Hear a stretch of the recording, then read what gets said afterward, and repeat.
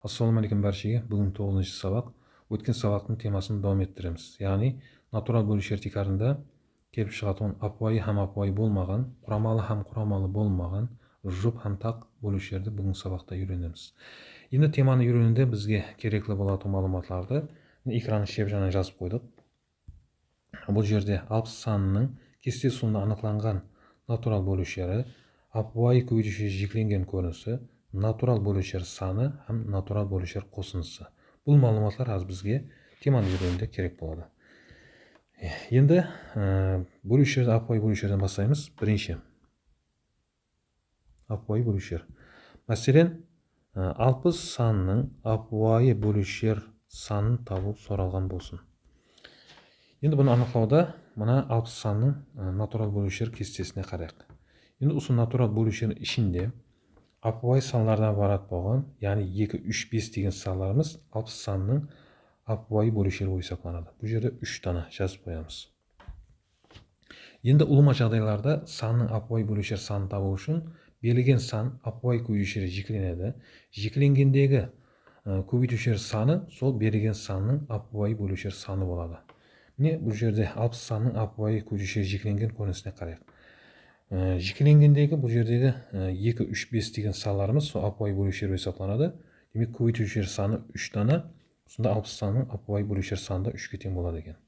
Енді 60 санның апуайы бөлушер қосындысын есептейтін болсақ, енді сол анықталған, яғни жекеленгендегі көбейтушер бұл жерде 2, 3, 5 деген санлардың қосындысын есептейміз. 2, 3, 5 қосынды 10-ға тең болады. Енді екінші бөлушер бұл апуайы болмаған бөлушер. Жазамыз екінші. Апуайы болмаған бөлушер саны. Бұны түсіну үшін кестеге қараймыз. Натурал бөлушер ішінен біз апуайы бөлушерді сызып тастайтын болсақ, сонда қалған бөлушер апуайы болмаған бөлушер есептелінеді. Енді бұны есептеу үшін 60 санның апуайы болмаған бөлушер санын табу үшін 60-тың натурал бөлушер санынан жазамыз. Натурал бөлушер санынан алып тастайды екенбіз апуайы бөлушер санын. Сонда бізде апуайы болмаған бөлушер саны келіп шығады. Натурал бөлушер саны анықталған 12-ге тең. Енді бұдан апуайы бөлушер саны 3 аламыз. Апуайы болмаған бөлушер саны 9-ға тең болады екен. Енді апуайы болмаған бөлушер қосындысы. Бұнда да апуай болмаған бөлушер қосындысын есептеу үшін натурал бөлушер қосындысынан аламыз апуайы бөлушер қосындысын. Натурал бөлушер қосындысы 168-ге тең. Аламыз апуайы бөлушер қосындысы 10-ға тең. Сонда апуай болмаған бөлушер қосындысы 158-ге тең болады екен. Енді осы мысал тикарында келіп шығатұғын жұмақты да жазып қояйық. Сонда санның апуайы болмаған бөлушер санын табу үшін натурал бөлушер санынан апуайы бөлушер саны алады екенбіз. Ал апуайы болмаған бөлушер қосындысын табуда натурал бөлушер қосындысынан апуайы бөлушер қосындысын алсақ, сонда бізде апуайы болмаған бөлушер келіп шығады екен. Бұл қасиетті де есте сақтауымыз керек. Кейінгі үшінші бөлушіміз бұлар құрамалы бөлушер. Жазамыз құрамалы бөлушер саны 60 саны. Енді құрамалы бөлушер сұралғанда және кестеге қараймыз. Кестедегі бұл жердегі апуайы бөлушерді һәмде 1 деген санды бөлушер ішіне шығарып тастайтын болса, сонда бізде құрамалы бөлушер қалады. Себебі 1 деген санымыз апуайға да құрамалыға да кірмейді.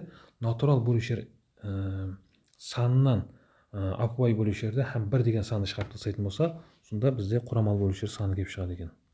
Жазамыз. Сонда құрамалы бөлушер санын табу үшін натурал бөлушер санынан аламыз апуайы бөлушер санын һәм 1-ді. Бұл жерде натурал бөлушер саны 12-ге тең, апуай бөлушер саны 3-ге тең һәм 1-ді алатын болсақ, сонда 8-ге тең болады екен. Енді құрамалы бөлушер қосындысын есептейміз. Құрамалы бөлушер қосындысын табуда да натурал бөлушер қосындысынан аламыз апуайы бөлушер қосындысын һәм 1-ді. Натурал бөлушер қосындысы 168-ге тең. Одан аламыз апуайы бөлушер қосындысы 10-ға һәм 1-ді. 168-ді 10-дасақ 158, және 1-дасақ 157-ге тең болады екен. Сонда 60 санының құрамалы бөлушер қосындысы 157-ге тең болады екен. Енді бұнан кеп шығатын жұмақты да жазып қоямыз. Демек, құрамалы бөлушер санын табу үшін натурал бөлушер санынан алады екенбіз апуайы бөлушер санын һәм 1-ді. Құрамалы бөлушер қосындысын табу үшін натурал бөлушер қосындысынан аламыз апуайы бөлушер қосындысын һәм 1-ді. Бұл қасиетлер, демек, құрамалы бөлушер санын һәм қосындысын табуға тиесілі қасиетлер есептелінеді. Енді кейінгісін өтеміз. 4-ші. Енді құрамалы болмаған бөлушер санын һәм қосындысын табудың қасиетлерін көреміз. Мәселен, құрамалы болмаған бөлушер саны 60-тың. 60 санның құрамалы болмаған бөлушер санын табуда натурал бөлушерін қараймыз. Енді осы натурал бөлушер ішінен құрамалы бөлушері шығарып тастайтын болсақ, сонда бізде құрамалы болмаған бөлушер қалады. Яғни екінші ұсулды анықтайтын болсақ, апуай бөлушер санына 1-ді қосып есептесақ, сонда құрамалы болмаған бөлушер саны кеп шығады екен. Екінші ұсулда есептейміз. Апуайы бөлушер саны 60-тың. Қосамыз 1-ді. 60-тың апуай бөлушер саны 3-ге тең. 3-ге 1-ді қоссақ 4 болады. Демек, 60 санның құрамалы болмаған бөлушер саны 4-ге тең болады екен. Енді 60 санның құрамалы болмаған бөлушер қосындысын табуда апуайы бөлушер екінші ұсулды есептейміз. Апуай бөлушер қосындысына қосамыз 1-ді. Апуайы бөлушер қосындысы бізде 10-ға тең. 10-ға 1-ді қоссақ, демек 11-ге тең болады екен. Енді осы мысалдардан кеп шығатын қасиетлер жазып қояйық. Демек, құрамалы болмаған бөлушер санын табу үшін натурал бөлушер санынан алады екенбіз құрамалы бөлушер санын. Яки екінші ұсулда апуайы бөлушер санына қосады екенбіз 1-ді. Кейінгісі, құрамалы болмаған бөлушер қосындысын табу үшін натурал бөлушер қосындысынан аламыз құрамалы бөлушер қосындысын. Яки екінші ұсулда апуайы бөлушер қосындысына 1-ді қосып есептейді екенбіз. Міне бұл құрамалы болмаған бөлушерге тиесілі қасиетлер. Кейінгі қасиетке өтеміз. 5-ші. Санның тақ бөлушер санам қосындысына тиесілі қасиетлермен танысамыз.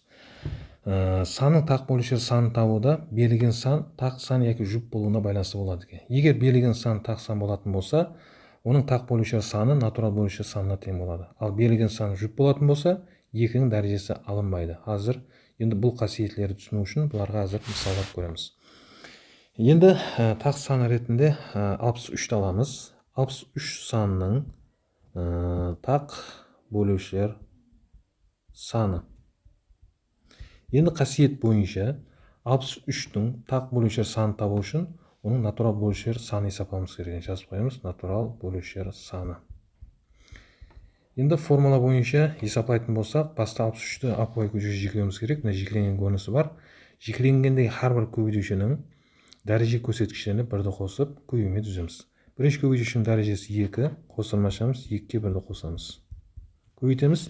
Екінші көбейтуші 7, дәрежесі 1, 1-ге 1-ді қосамыз. Тең. 2-ге 1-ді қоссақ 3, Екінші қосырмада бірді қоссақ 2, 3-ке 2-ні көбейтеміз, 6 болады. Демек 63 санының тақ бөлушер саны 6-ға тең болады екен. Бұны кестеден көрсек болады. Мына 63 санның кесте ұсулында анықталған ол натурал бөлушері 1, 3, 7, 9, 21, 63. 6 бөлушісі бар. Har бірі демек көріп тұрғаныңыздай тақ санлардан барады. Демек 63-ның 6 дана тақ бөлушер саны бар екен. Демек хамесі тақ бөлушер. Енді екінші қасиет бойынша енді жұп санды алып көрсек. Жазамыз тақ бөлушер саны жұп санды аламыз. Бұл жерге 60 алатын болсақ. Қасиет бойынша біз натурал бөлушерін тапқандай сол формула бойынша есептаймыз, бірақ 2-нің дәрежесін алмаймыз. Енді 60 санның апуай көбейтуші жекеленген көрінісі. Міне бұл жерде 3 көбейтуші бар. 2, 3, 5. Енді қасиет бойынша біз 2-нің дәрежесін алмаймыз. Яғни біз дәрежесін 2-ге бірлі қосуымыз керек қой. Біз 2-нің дәрежесін алмаймыз. Енді кейінгі көбейтуші 3, 3-нің дәрежесі 1, 1-ге 1-ді қосамыз. 1-ді 1-ді қосамыз. Кейінгісінікі де 1, 1-ге 1-ді қосамыз. Тең. 1-ге 1-ді қосса 2, кейінгі қосырмадағы қосындам 2, 2-ге 2-ні көбейтеміз 4. Міне енді бұны кестеден тексеріп көрейік. Міне кестеде берілген бұл 60 санның натурал бөлушері. Міне дөңгелекке алынған бұл 1, 3, 5, 15 деген санларымыз 60 санның тақ санлардан барады болған бөлушері. Хақиқатында да 4 бөлушісі бар екен тақ бөлушері. Енді кейінгі қасиет. Тақ бөлушер қосындысы. Бұнда да берілген санға байланысты болады екен. Егер берілген сан тақ сан болатын болса, тақ бөлушер қосындысы натурал бөлушер қосындысына тең болады екен. Ал берілген сан жұп сан болатын болса, 2-нің дәрежесі алынбайды. Бұларға бір мысалдар көреміз. Демек 63-тен басаймыз. Жерге жазатын болсақ, тақ бөлушер қосындысы 63-тің тең. Демек 63-тің тақ бөлушер қосындысын есептеу үшін натурал бөлушер қосындысын есептеуіміз керек екен. Натурал бөлушерін есептеуді білесіздер, жекеленгендегі har-бір көбейтушіні аламыз, бөлшек сызамыз. Бөлшекте бірінші көбейтушінің дәреже көрсеткішіне 1-ді қосамыз. Олма дәрежеден 1-ді алып, бөліміне тикарында 3-тен 1-ді жазамыз. Көбейтеміз. Екінші көбейтуші 7 дәрежесіне 1-ді қосамыз. Аламыз 1-ді, демек бөліміне 7-ден 1-ді жазамыз. Тең. Енді есептейтін болса, 1-ден есептеп кетуге әрекет етейік. 2-ге 1-ді қоссақ 3, 3-нің 3-ші дәрежесі 27. 27-ден 1-ді алсақ 26. 3-тен 1-ді алатын болсақ 2. 26-ны 2-ге бөлсек 13 болады. Көбейтеміз. 1-ге 1-ді қоссақ 2, 7-нің 2-ші дәрежесі 49, 49-дан 1-ді алсақ 48. 7-тен 1-ді алсақ 6. 48-ді 6-ға бөлсек 8 болады. Енді 113-тен 8-ге көбейтсек 104 болады екен. 104. Демек, міне көріп тұрғаныңыздай, демек 63 санның тақ бөлушер қосындысын таптық. 104-ке тең болады екен. Енді жұп санды аламыз. Жұп саны ретінде 60 аламыз. Жазамыз. Тақ бөлушер қосындысы 60 саныкі тең. Енді қасиет бойынша біз 2-нің дәрежесін алмаймыз. Сол формула бойынша есептейміз. Бұл жерде 60 санның апуай көбейтуші жекеленген көрінісі. Бірінші көбейтушіміз 2 тикары, кейінгісі 3, 5. Біз 2-нің дәрежесін алмаймыз. 2-ні алмаймыз. Сонда 3-тен бастайтын болсақ, бөлшек сызамыз. 3-тің дәрежесіне 1 деген дәрежесіне 1-ді қосып, аламыз 1-ді, бөліміне 3-тен 1-ді жазамыз. Көбейтілген кейінгі бөлшек сызамыз. 5-тің дәрежесіне 1-ді қосып, аламыз 1-ді, 5-тен 1-ді жазамыз бөліміне. Тең. Есептейміз. 1-ге 1-ді қоссақ 2, 3-тің 2-ші дәрежесі 9, 9-дан 1-ді алсақ 8. Бөлімінде 3-тен 1-ді алсақ 2, 8 2-ге бөлсек 4 болады. Көбейтілген. 1-ге 1-ді қоссақ 2, 5-тің 2-ші дәрежесі 25, 25-тен 1-ді алсақ 24. Бөлімінде 5-тен 1-ді алсақ 4. 24-ге бөлеміз 6 тең 24. Міне 60 санның тақ бөлушер қосындысы. Бұны енді кестені тексеріп көрейік.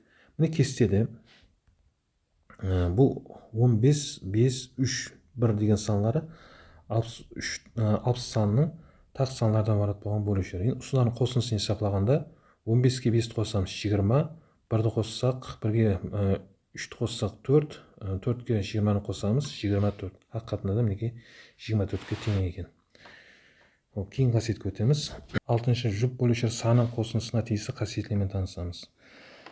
Санның жұп бөлушер санын табуда берілген сан тақ яки жұп болуына байланысты болады екен. Егер берілген сан тақ сан болатын болса, оның жұп бөлушер саны 0-ге тең болады. Ал берілген сан жұп болатын болса, 2-нің дәрежесіне 1 қосылмайды, яки жұп бөлушер саны натурал бөлушер санынан тақ бөлушер сан алынға тең болады екен. Әзір бұл қасиеттерге мысалдар көреміз. Енді бірінші тақ сан талаймыз. Тақ сан ретінде 63 санын аламыз. 63 санның жұп бөлушер саны 0-ге тең болады деген қасиет бойынша. Енді соны 63-тің натурал бөлушеріне қарайық. Хақиқатында да бұл жерде бөлушердің ішінде ешбір жұп сан жоқ. Хамесі тақ санлардан барады. Енді жұп санның жұп бөлушер санын табуды көрейік. 60 санын аламыз. Жұп бөлушер саны 60-тың тең. Бұл жерде қасиет бойынша айтып жатырды, 2-нің дәрежесіне 1 қосылмайды дейді. Жұп бөлушер санын формула бойынша есаплағанымызда, білесіздер, натурал бөлушер санын тапқан уақытымызда апуай көбейтуші жекеленгендегі әрбір көбейтушінің дәреже көрсеткіштеріне 1-ді қосып көбейтуді түзетіп ойнады. Бұл жерде бірінші көбейтуші 2, дәрежесі 2. Дәрежесіне 2-ге 1 қосып біз көбейтуді түзуміз керек еді. Бірақ бұл жерде 2-ге 1 қоспаймыз, тек қана дәрежесінде 2-ні аламыз. Көбейтілген. Енді екінші қосымаға, енді 3-тің дәрежесі 1, 1-ге 1-ді қосып есаплаймыз. 1-ді 1 қосамыз, көбейтеміз. Кейінгі 3-ші көбейтуші, оның да дәрежесі 1, оған да 1-ді қосып көбейтуді түздік. Енді есаплаймыз. 2-нің өзін жазамыз. Кейін қосырмадағы бұл жерде 1-ге 1 қоссақ 2, кейін қосырманың 2. 3-2-ның көбеймесі 8-ге тең болады. Демек 60 санның жұп бөлушер саны 8-ге тең болады екен. Енді екінші бұл қасиеттің екінші бөлімінде, міне екінші ұсылмен есаплайтын болсақ, жазамыз жұп бөлушер саны 60-тың. Онда жұп бөлушер санын табуда натурал бөлушер санынан 60 дегеніміз тақ бөлушер санын 60-тың. 60 санның натурал бөлушер санына кестеден санасақ болады 12 дана. Одан аламыз тақ бөлушер саны. Бұл жерде 1, 3, 5, 15, 4 дана. 4-ті аламыз. 12-ден 4 тасақ 8. Хақиқатында да мінекей 2 ұсулы да есапладық. Демек, жұп санның жұп бөлушер санын табуда 2 ұсулы есапласақ болады екен. Бірінші ұсулда формула бойынша, екінші ұсулда натурал бөлушер санынан тақ бөлушер саны алып тастайтын болса, сонда жұп санның жұп бөлушер саны келіп шығады екен.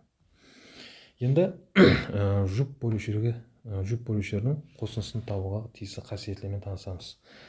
Санның жұп бөлушер қосындысын табуда да берілген сан тақ яки жұп болуына байланысты болады екен. Егер берілген сан тақ сан болатын болса, оның жұп бөлушер қосындысы 0-ге тең болады екен. Ал берілген сан жұп болатын болса, 2-нің дәрежесі бойынша есапланған бөлшектен 1 алынып есапланады. Яғни бұны қасиетлер түсіну үшін бұл қасиетлерге мысалдар көреміз. Бірінші демек, жұп сан тақ сан талаймыз. Жұп бөлушер қосындысы 63-тің. Демек, қасиет бойынша 63-тің жұп бөлушер жоқ, демек қосындысы да 0-ге тең болады. Енді жұп санды аламыз.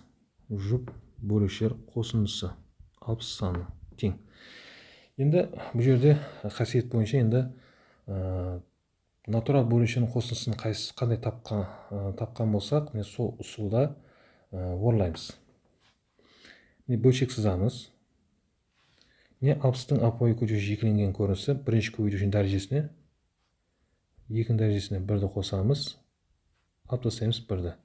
Енді бөліміне 2-ден 1-ді алып жазамыз. Енді қасиетті айтып жатырды. 2-нің дәрежесі бойынша есапланған бөлшекті бөлшек бойынша есапладық, содан 1 алынып есапланады. Қосырмай жауамыз. Қасиет болады. Енді қағаларын сол белгілеген тәртіпте орлай береміз. Бөлшек сызамыз. 3-тің дәрежесі 1, 1-ге 1-ді қосамыз, аламыз 1-ді. Бөліміне 3-тен 1-ді алып жазамыз. Көбейтілген. Кейінгі бөлшек сызамыз. 5-тің бірінші дәрежесіне 1-ді қосамыз, аламыз 1-ді, бөліміне 5-тен 1-ді алып жазамыз. Тең.